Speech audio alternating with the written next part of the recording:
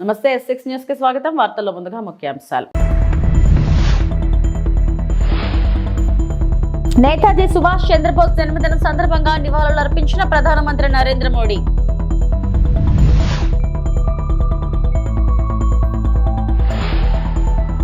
Davos లో మూడో రోజు సీఎం చంద్రబాబు మరియు మంత్రివర్గ భేటీ. ప్రధాని నరేంద్ర మోడీ గురువారం నేతాజీ సుభాష్ చంద్రబోస్ జయంతి సందర్భంగా ఆయనకు నివాళులు అర్పించారు.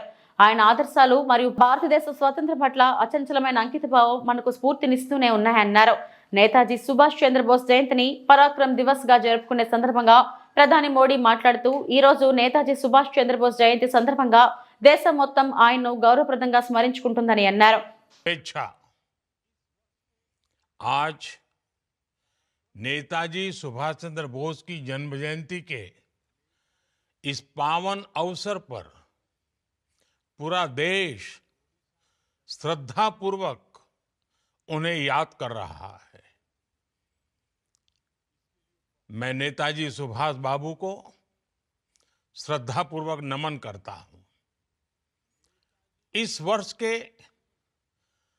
पराक्रम दिवस का भव्य उत्सव नेताजी की जन्मभूमि पर हो रहा है। मैं ओडिशा की जनता को, ओडिशा सरकार को इसके लिए बहुत बहुत बधाई देता हूं। कटक में नेताजी के जीवन से जुड़ी एक विशाल प्रदर्शनी भी लगाई गई है। इस प्रदर्शनी में नेताजी के जीवन से जुड़ी अनेक विरासतों को एक साथ सहेजा गया है। कई चित्रकारों ने कैनवास पर नेताजी के जीवन प्रसंग की तस्वीरें उकेरी हैं। इन सब के साथ नेताजी पर आधारित कई पुस्तकों को भी इकट्ठा किया गया है। नेताजी की जीवन यात्रा की ये सारी विरासत దావోస్ లో మూడో రోజు సీఎం చంద్రబాబు, మంత్రి నారా లోకేష్, ఏపీ బృందం, ప్రఖ్యాత కంపెనీల సీఈఓలు, సంస్థల ప్రతినిధులతో భేటీ అయ్యారు. పెట్టుబడులకు ఏపీలో అనుకూలతలు వారికి వివరించారు.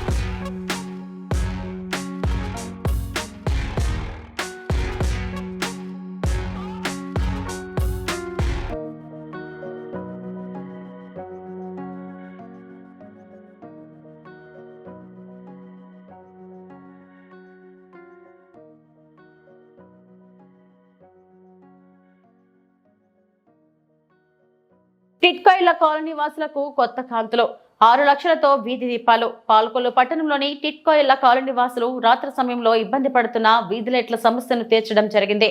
6 లక్షల రూపాయలతో కాలనీ ప్రధాన ముఖద్వారం నుంచి సాయిబాబా గుడి వరకు వీధి లైట్లను కాలనీ వాసులతో కలిసి ఏర్పాటు చేసి ప్రారంభించడం జరిగింది అని మంత్రి నిమ్మల రామానాయుడు తెలిపారు.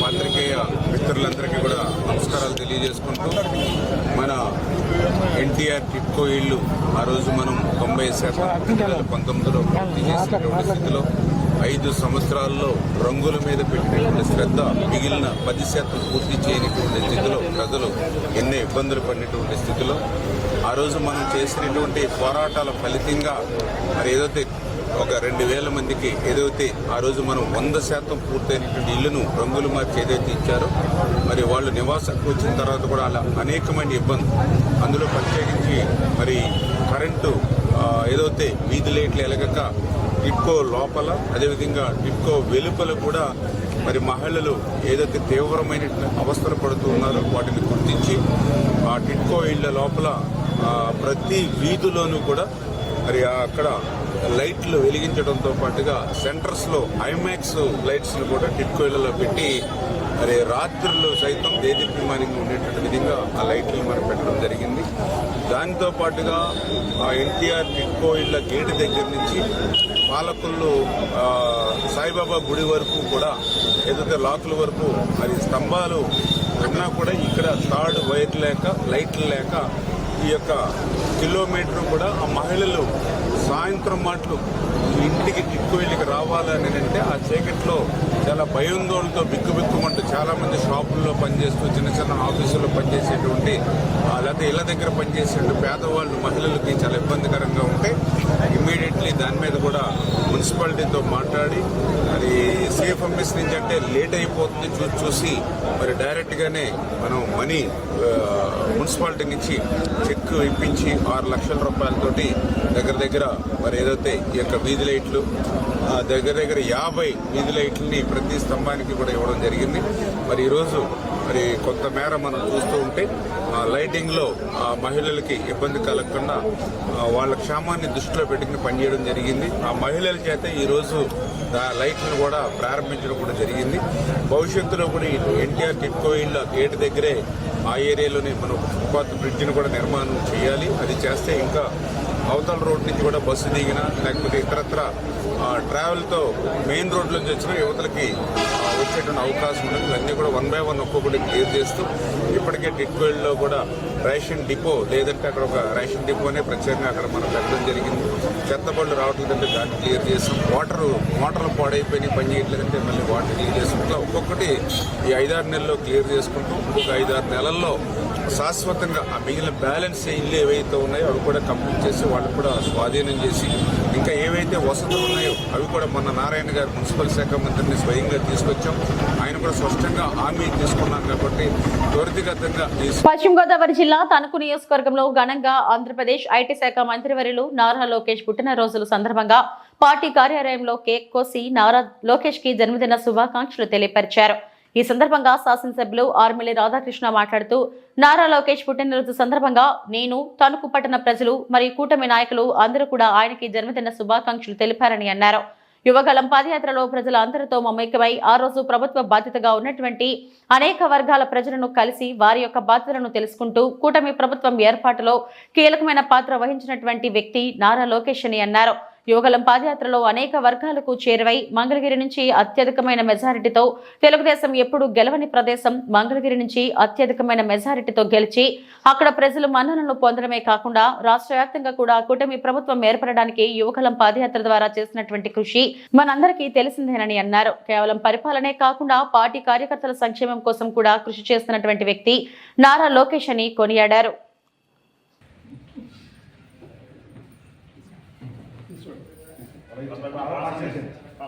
ఐటీ మరియు విద్యాశాఖ మంత్రులు నారా లోకేష్ గారికి తణుకు నియోజకవర్గ కూటమి మరియు తెలుగుదేశం పార్టీ తరపున జన్మదిన శుభాకాంక్షలు తెలియజేసుకుంటూ ఈరోజు ముఖ్యంగా యువగలం పాదయాత్రలో ప్రజలతో మమేకమై ఆ రోజు ప్రభుత్వ బాధితులుగా ఉన్నటువంటి అనేక వర్గాల ప్రజలను కలిసి వారి బాధలను తెలుసుకుని వారికి బాసటగా నిలిచి కూటమి ప్రభుత్వం ఏర్పాటులో కీలకమైనటువంటి పాత్ర పోషించినటువంటి వ్యక్తి నారా లోకేష్ గారు.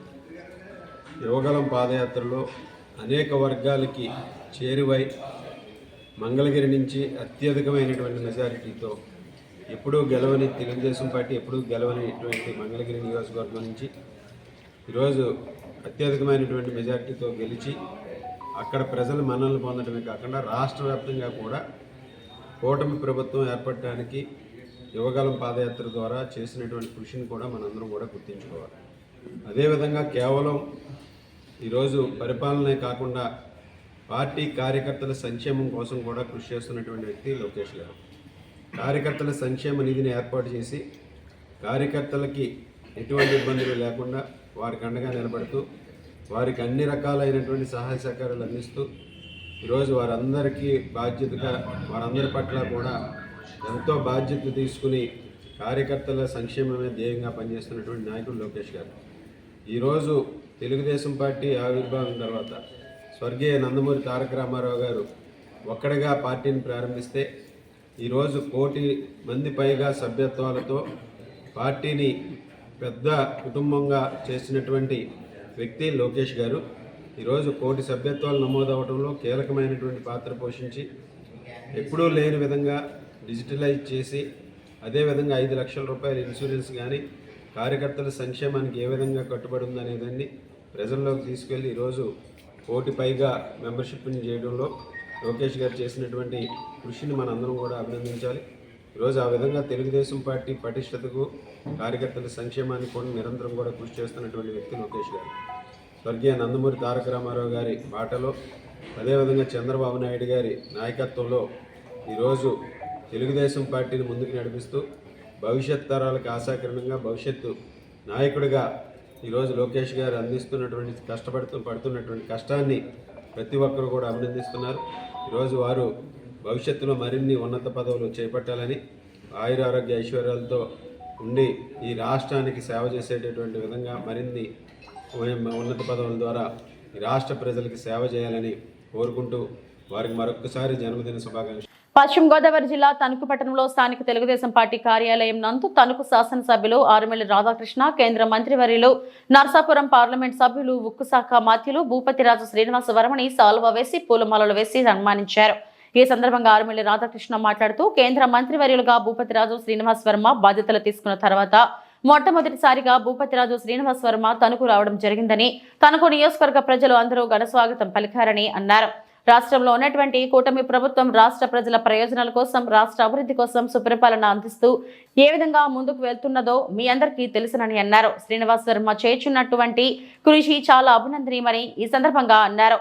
అందులో భాగంగా మోడీ సహకారంతో చంద్రబాబు, పవన్ కళ్యాణ్ ఈ ప్రభుత్వం చేపట్టినటువంటి పనులలో ముఖ్యంగా చిరకాల వాంఛ అయినటువంటి స్టీల్ ప్లాంట్ పరిరక్షణ కోసం శ్రీనివాస వర్మ చేసినటువంటి కృషికి మేమంతా కృతజ్ఞతలు తెలియజేసుకుంటున్నామని అన్నారు. మంత్రివర్యులుగా బాధ్యతలు తీసుకున్న తర్వాత మొట్టమొదటిసారిగా తణుకు నియోజకవర్గం చేసినటువంటి మన మంత్రివర్యులు శ్రీనివాస వర్మ గారికి తణుకు నియోజకవర్గ ప్రజలందరి తరఫున స్వాగతం తెలియజేసుకుంటూ, ముఖ్యంగా ఈరోజు రాష్ట్రంలో ఉన్నటువంటి కూటమి ప్రభుత్వం ఈ రాష్ట్ర ప్రయోజనాల కోసం, రాష్ట్రంలో అభివృద్ధి సంక్షేమం కోసం ఒక సుపరిపాలన అందించే విధంగా ముందుకెళ్తుంది. అందులో ముఖ్యంగా కేంద్ర మంత్రిగా శ్రీనివాస వర్మ గారు చేస్తున్నటువంటి కృషి నిజంగా అభినందనీయమని ఈ సందర్భంగా తెలియజేసుకుంటూ, అందులో భాగంగా ఈరోజు చంద్రబాబు నాయుడు గారు, పవన్ కళ్యాణ్ గారు నాయకత్వంలో మోడీ గారి సహకారంతో ఈ ప్రభుత్వం చేపట్టినటువంటి పనుల్లో అదేవిధంగా ముఖ్యంగా ఈరోజు మన ఆంధ్రప్రదేశ్ ప్రజల చిరకాల ఇది వాంఛ అయినటువంటి స్టీల్ ప్లాంట్ పరిరక్షణకు సంబంధించి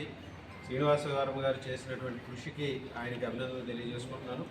అలాగే ఈరోజు మన నియోజకవర్గ అభివృద్ధికి సంబంధించి ఈరోజు మంత్రి హోదాలో కేవలం పార్లమెంటు సభ్యుని నిధులే కాకుండా వివిధ పరిశ్రమల ద్వారా సిఎస్ఆర్ నిధులను కూడా తీసుకొచ్చి ప్రత్యేకంగా మన నియోజకవర్గ అభివృద్ధికి ఈరోజు చేపట్టడం చాలా అభినందనీయమని సందర్భంగా తెలియజేసుకుంటున్నాను. ముఖ్యంగా ఈరోజు మన నియోజకవర్గంలో మొట్టమొదటిగా 1,50,00,000 రూపాయలు నిధుల్ని వివిధ అభివృద్ధి పనుల నిమిత్తం ఈరోజు వివిధ CSR ద్వారా కేటాయించడం జరిగింది. అందులో భాగంగా ముఖ్యంగా అత్తిలి గ్రామంలో నిర్మిస్తున్నటువంటి డయాలసిస్ సెంటర్కి సంబంధించి 75 లక్షల రూపాయలు, అదేవిధంగా ఇరగవరం గ్రామంలో దీర్ఘకాలికంగా ఉన్నటువంటి సమస్య, అక్కడ ఉన్నటువంటి బరేలు గ్రౌండ్ సమస్య, ఆ సమస్య పరిష్కారాన్ని, ఆ సమస్యని మంత్రి గారి దృష్టికి తీసుకెళ్ళిన వెంటనే దానికి కూడా ఈరోజు 20 లక్షల రూపాయలు వెంటనే శాంక్షన్ చేయడం జరిగింది. అలాగే వేల్పూర్కి సంబంధించి అగ్రాయి చెరువుకు సంబంధించి అక్కడ ఉన్నటువంటి రిటైనింగ్ వాళ్ళు, అదేవిధంగా వాకింగ్ ట్రాక్ అభివృద్ధికి 25 లక్షల రూపాయలు, అలాగే మన తణుకు చిట్టూరు ఇంద్రయ్య గారి కాలేజీలో సంబంధించి ఎక్కువగా వాకర్స్ అందరూ కూడా ఉపయోగిస్తారు. దానికి ఈరోజు వారికి నేను గత ఎన్నికలప్పుడు కూడా హామీ ఇవ్వడం జరిగింది. అక్కడ ఏదైతే వాకింగ్ ట్రాక్ని, సింథటిక్ ట్రాక్ నిర్మిస్తామని చెప్పామో దానికి అనుగుణంగా మంత్రి గారి దృష్టికి తీసుకెళ్ళిన వెంటనే దానికి వెంటనే తక్షణమే 30 లక్షల రూపాయల నిధుల్ని దానికి కేటాయించడం జరిగింది. ఇంకా ఏదైనా అవసరమైనా ఆ ట్రాక్ను పూర్తి చేసే విధంగా మంత్రి గారు సహకరిస్తారని హామీ ఇవ్వడం జరిగింది. ఈ విధంగా మొట్టమొదటిగా 1,50 లక్షల రూపాయలు మంత్రి గారి నిధుల నుంచి కేటాయించడం సంతోషమని తెలియజేసుకుంటూ వారికి ధన్యవాదాలు తెలుపుతున్నాను. దళిత వికలాంగులకి న్యాయం చేయాలి. డిజేబుల్ ఫెడరేషన్ వికలాంగుల సంఘాల వినతి. సత్తివేడు నియోజకవర్గం బిఎన్ కాంట్రికలో మావడూరు శ్రీనివాసులు అనే వికలాంగులకు జరిగిన అన్యాయంపై విచారణ చేసి న్యాయం చేయాలని డిజేబుల్ ఫెడరేషన్ వికలాంగుల సంఘం జిల్లా నాయకులు తహసీల్దార్ సుబ్రహ్మణ్యంకు వినతి పత్రం అందజేశారు. స్పందించిన తహసీల్దార్ విచారించి న్యాయం చేస్తానని హామీ ఇచ్చారు. అనంతరం వారు మాట్లాడుతూ గత 35 సంవత్సరాలుగా దివ్యాంగుడైన శ్రీనివాసులు బిఎన్ కండ్రిగా బస్టాండ్ సమీపంలో చేపల దుకాణం పెట్టుకుని జీవనం సాగిస్తున్నాడు. గత కొంతకాలంగా అనారోగ్యం సమస్యతో దుకాణం నడపలేని పరిస్థితి నెలకొంది. ఇదే అదనంగా భావి అగ్ర కులానికి చెందిన వ్యక్తి వికలాంగులైన శ్రీనివాసులకి చెందిన ఆ స్థలాన్ని ఆక్రమించుకోవాలనే ప్రయత్నంలో భాగంగా శ్రీనివాసులు తమ్ముడైన వెంకటకృష్ణయ్యను శ్రీనివాసులపై దౌర్జన్యం దిగేలా పురుగొల్పారని, ఆ ప్రయత్నంలో భాగంగా వెంకటకృష్ణయ్య దివ్యాంగుడైన అన్న శ్రీనివాసులపై దాడి చేసి అసభ్య పదజాలంతో దూషించడంతో మానసికంగా అనారోగ్యం పాలయ్యాడు. తమ్ముడు ఆగడాలను భరించలేక వికలాంగుడైన శ్రీనివాసులు స్థానిక పోలీస్ స్టేషన్లో ఫిర్యాదు చేయడం జరిగింది. స్పందించిన పోలీసులు వెంకటకృష్ణయ్యపై కేసు నమోదు చేసినట్లు పోలీసులు తెలిపారన్నారు. కార్యక్రమంలో రాష్ట్ర ప్రధాన కార్యదర్శి కొండమరి సుబ్రహ్మణ్యం, జిల్లా అధ్యక్షులు జడపల్లి మురళీగౌడ్, జిల్లా ఉపాధ్యక్షులు బొర్రా శ్రీనివాసులు, మండల అధ్యక్షులు డి కృష్ణమజ్జు తదితరులు పాల్గొన్నారు.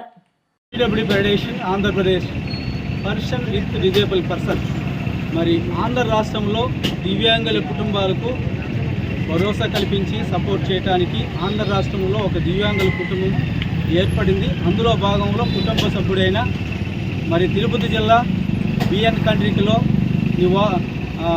ఎస్సీ కాలనీలో నివాసం ఉంటున్న శ్రీనివాస గారికి జరిగిన అన్యాయపరమై మరి పీడబ్ల్యూ ఫెడరేషన్ తిరుపతి జిల్లా రాష్ట్ర నాయకులు, తిరుపతి జిల్లా నాయకులు కలుసుకొని మరి తన సమస్యను పరిష్కారం చేయడానికి మేమందరము గత 4 రోజులుగా అధికారులను సంధించి తన సమస్యను పరిష్కరించే దిశగా మేము అధికారులందరినీ స్పందించి మేము కంప్లీట్ చేయడం జరిగింది. గత 30 సంవత్సరాలుగా ఇదే ప్లేస్లో అతను జీవనోపాధి కల్పించుకొని జీవనోపాధి కొరకు జీవిస్తున్న ఒక వికలాంగుణ్ణి టార్గెట్ చేసి కొంతమంది వ్యక్తులు అన్నదమ్ముల మధ్యలో చిచ్చు పెట్టి వేరే వాళ్ళు వస్తే ఇబ్బంది అవుతుందనే ఉద్దేశంతో ఒక అన్నదమ్ముని రెచ్చగొట్టి అతని మీదకి గొడవ పంపించి అతని అనేక విధాలుగా మానసికంగా వ్యాపారం పెట్టుకొని ఇక్కడ జీవనోపాధి లేకుండా అతనికి ఏ ఇది లేకుండా భయభ్రాంతులు గురి చేసి అతను నానా విధాలకు ఇబ్బంది కలిగి చేసుకున్న తరుణంలో పీడబ్ల్యూ ఫెడరేషన్కు తెలియపరిచిన వెంటనే మేము స్పందించి గత 4 రోజులుగా అధికారుల చుట్టూ మేము తిరుగుతున్నాము.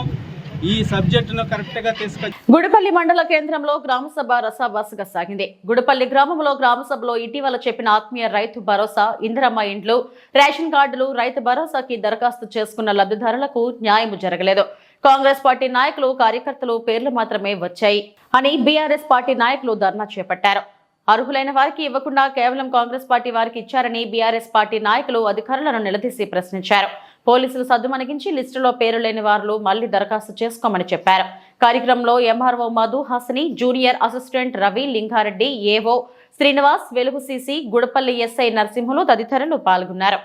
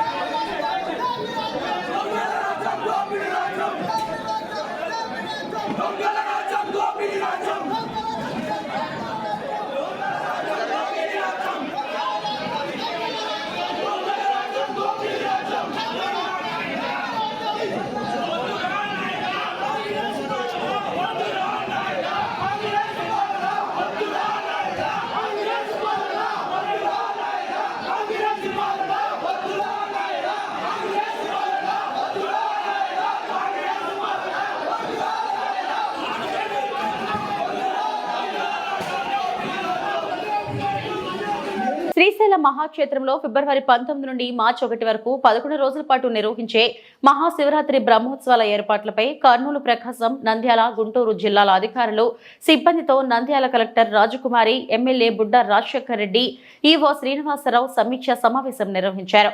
మహాశివరాత్రి బ్రహ్మోత్సవాలు క్షేత్ర పరిధిలో ఘనంగా నిర్వహించాలని, భక్తులు ఎటువంటి ఇబ్బందులు పడకుండా పగడ్బందీ భక్తుల ఏర్పాట్లపై ప్రత్యేక శ్రద్ధ తీసుకోవాలని, భక్తులు మన కుటుంబంలో మనుషులుగా గౌరవించి సకల సౌకర్యాలు ఏర్పాటు చేయాలని నంద్యాల జిల్లా కలెక్టర్ రాజకుమారి సంబంధిత అధికారులను ఆదేశించారు. అధికారులకు, సిబ్బందికి కేటాయించిన విధులను సమన్వయంతో సక్రమంగా నిర్వర్తించి ఎటువంటి అవాంఛనీయ సంఘటనలు జరగకుండా ఉత్సవాలను విజయవంతం చేయాలని ఎమ్మెల్యే బుడ్డా రాజశేఖర్ రెడ్డి సూచించారు. ఉత్సవాల పటిష్ట నిర్వహణకు శ్రీశైలాన్ని 10 జోన్లు 40 సెక్టర్లుగా విభజించి జిల్లా స్థాయి అధికారులకు ఇన్ఛార్జీలుగా నియమించాలని ఏఎస్పీ యుగంధర్ బాబు తెలిపారు. ప్రధానంగా ట్రాఫిక్ నియంత్రణ, పార్కింగ్, పారిశుద్ధ్యం, త్రాగునీటి సదుపాయం తదితర అంశాలపై సిబ్బందికి అప్పగించి విధులపై ప్రత్యేక శ్రద్ధ పెట్టి నిర్వర్తించాలని సమావేశంలో సూచించారు. పాయింట్ మీరు ఆ రోజు ఏం చెప్పారు? ఆ రోజు మీటింగ్ జరిగింది, మేడం అందరూ ఇది ప్రయారిటీ రోడ్డు కింద పెట్టారు. నేను చెప్పేది ఏంటంటే నో టోల్, పార్కింగ్ ప్లేస్ చాలా చిన్నది, ఎక్కువ వెహికల్స్ పట్టు, వచ్చే త్రోవలో అందరికి left side just medical and health అన్న ఫీలింగ్ ఉండదు. అందరూ జనరల్ అడ్మినిస్ట్రేషన్ డిపార్ట్మెంట్ క్లియరెన్స్ చేయము. And what ever jungle clearance కూడా ఇలా అడిగింది, మేము మా స్కీమ్స్ క్యాంపా అలాంటి వాటి పెట్టుకొని చేయాలనేది అంతా చేశాం madam. We are fully cooperating in this. ఏదైతే పార్కింగ్ ఉందో we will not head office level పంపండి, దాని లెవెల్ కూడా మాట్లాడతాము.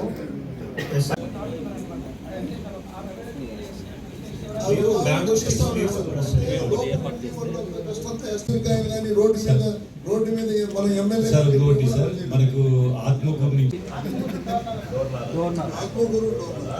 ఎందుకంటే హెవీ పాపులేషన్ అదే బ్యాక్స్ లో వస్తారు కాబట్టి అన్ని సపోర్ట్స్ మనకు కూడా ఉన్నాయి. బ్రహ్మాండంగా అరేంజ్ చేసుకుందాం. కానీ దేవస్థానం ఇందాక అన్నట్టు ఏదైనా డిపార్ట్మెంట్స్ అడిగినప్పుడు మీరు డిలే చేయకుండా ఇమ్మీడియట్గా యాక్షన్ ఉండాలి మీ సైడ్ నుంచి. ఎందుకంటే వాళ్ళందరూ ఇక్కడ దగ్గర 4 రోజులు 15 రోజులు 20 రోజులు వర్క్ చేయాలి. నా రిక్వెస్ట్ ఇంకోటి కూడా ఏంటంటే ఇక్కడ పనిచేసి ఎవరైతే డెప్యుటేషన్ అవుతారో ఇక్కడికి ఆఫీసర్స్ అందరికి మంచిగా దర్శనాలు ఇవ్వండి. ఎవరు బాధపడవద్దు. యోగా మీరు ఎట్లా చేస్తారు, వాళ్ళకి ఎట్లా ఇందాక మనం అనుకున్నట్టు ఇచ్చినారు. ఆల్ డిపార్ట్మెంట్స్ ఎంత కష్టం చేస్తే లాస్ట్ పోయి ఆయన చూసి వస్తే అందరూ హ్యాపీగా ఉంటారు. అక్కడ రిసీవ్ చేసే అకామిడేషన్ కానివ్వండి, ఫుడ్ కానివ్వండి, దర్శనం కానివ్వండి, గతంలో నాకు చాలా కంప్లైంట్స్ వచ్చినాయి. నీళ్ళు కూడా లేకుండా పనిచేసే ఆఫీసర్స్ ఉన్నారు. సో అవన్నీ మన దేవస్థానం తరఫు నుంచి ఎట్టి పరిస్థితుల్లో రాకూడదు. అందరూ ఇక్కడికి వచ్చేది ఆయన సేవ కోసం వస్తారు, భక్తులు చూసుకోవడానికి వస్తారు. జాగ్రత్తగా చేయండి. ఇందాక ఈ కంప్లీట్గా మన వెంకటాపురం నుంచి ఆ శ్రీశైలం వచ్చేసరికి భక్తులకు నీళ్ళకి ఇబ్బంది లేకుండా చేయొచ్చు నుంచి. ఎందుకంటే ఇది లోకల్గా యాజ్ ఎమ్మెల్యేగా, లోకల్ ఎమ్మెల్యేగా ఇక్కడ ఉన్న ప్రజలను చూసుకోవాల్సిన బాధ్యత కూడా మాకుంది. కాబట్టి బయట నుంచి ఎవరినే కానీ ఈసారి అలౌ చేయొద్దండి అని చెప్పేసి యూ గారికి కూడా చెప్పాను, కలెక్టర్ గారికి చెప్పాను, వీళ్ళు కూడా చెప్తా ఉన్నారు. వాళ్ళతో కూడా చాలా సమస్యలు వస్తాయి. ఇక్కడ చిన్న చిన్న షాప్స్ ఎక్కడెక్కడంటే పెట్టేస్తారు. పబ్లిక్ మూవ్మెంట్కి చాలా ప్రాబ్లం అవుతుంది. మీద పడిపోతారు వాళ్ళ గుణాలని. So better to avoid all those. మెయిన్గా ఆర్టీసీ మీ డ్రైవర్స్కి మీరు ఇన్స్ట్రక్షన్స్ ఇవ్వండి. ఎక్కడే కానీ బయట నుంచి భక్తుడిగా వచ్చి దర్శనం చేసుకోకపోతే ఓకే. వ్యాపార పరంగా వస్తే మాత్రం ఇక్కడ అంతా నా రిక్వెస్ట్ ఏంటంటే ఒకటి దోర్నాల్లో, ఒకటి మననూరు, అక్కడే ఎవరన్నా ఏదైనా తెచ్చినా కూడా అక్కడే తెచ్చేసేయాల్సిందే. ఇవి ఇప్పటివరకు నా బులెటిన్ అప్డేట్స్. నమస్తే.